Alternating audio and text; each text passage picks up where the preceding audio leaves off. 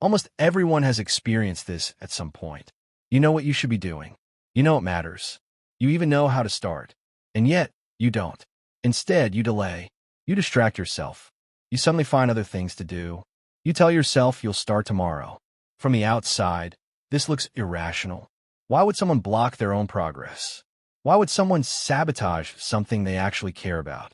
Most people assume self-sabotage comes from laziness or lack of discipline. But neuroscience suggests something very different. Self-sabotage is rarely about weakness. More often, it's about protection. Because deep inside, your brain is not asking, will this make me successful? It's asking, will this keep me safe? And sometimes, growth feels more dangerous than staying the same. Your brain evolved in a world where survival depended on minimizing risk. Trying something new could mean injury. Standing out socially could mean rejection. Failure could mean exclusion from the group. So the brain developed systems that constantly scan for danger. One of the most important is the amygdala, the brain's threat detection center. It doesn't just react to physical threats. It reacts to psychological ones too. Rejection, uncertainty, embarrassment, failure. When you move toward a big opportunity, your logical brain may see growth, but your survival brain may see exposure. And when the brain detects exposure, it often triggers avoidance behaviors. This is where self-sabotage can begin.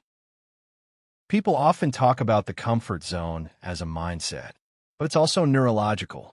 Your brain prefers what is predictable. Familiar routines require less energy.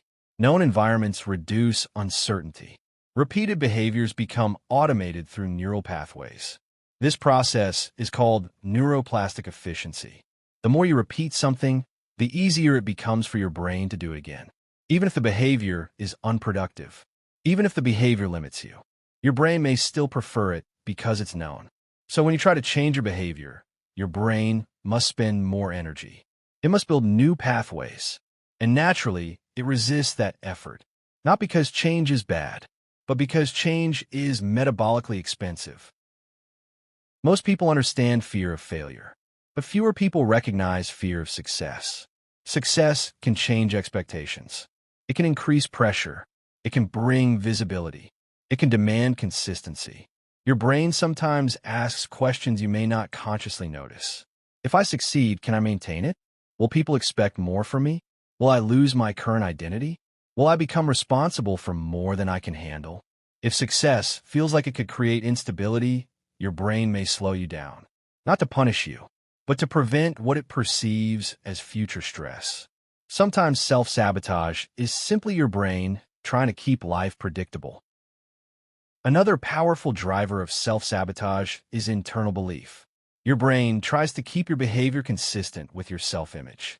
If someone believes, I'm not disciplined, I'm not talented, I always mess things up, their brain unconsciously looks for evidence to confirm those beliefs. Psychologists call this cognitive consistency. The brain prefers familiar identity patterns over unfamiliar upgrades. Even positive change can feel psychologically inconsistent if it conflicts with how you see yourself. So sometimes people sabotage progress not because they want to fail, but because success feels unfamiliar. And unfamiliar identities take time for the brain to accept. Stress plays a major role in self-sabotage. When stress increases, your brain shifts control from the prefrontal cortex to more primitive systems. The prefrontal cortex handles planning and discipline, but under stress, the brain prioritizes survival efficiency. This often means reverting to old habits, even if those habits are unhealthy.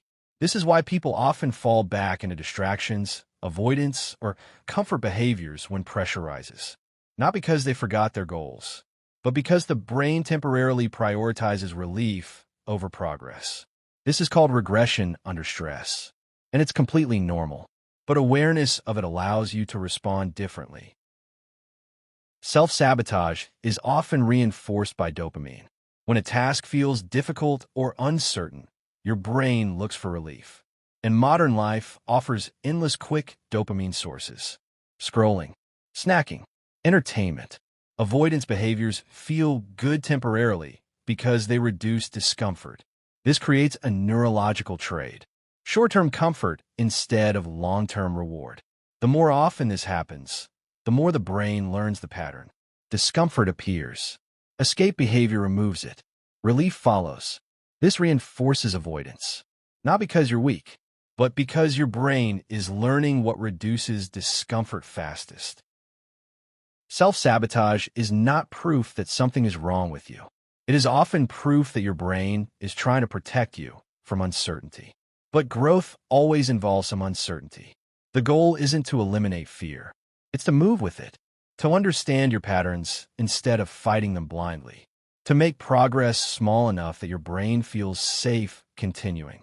Because real change rarely comes from forcing yourself forward through fear. It comes from showing your brain, step by step, that forward movement is not dangerous. And when your brain finally learns that growth is safe, self-sabotage slowly loses its job, and forward movement becomes easier. Not because you became a different person, but because you finally learned how to work with the brain you already have. Don't forget to like and subscribe, and have a scientific day.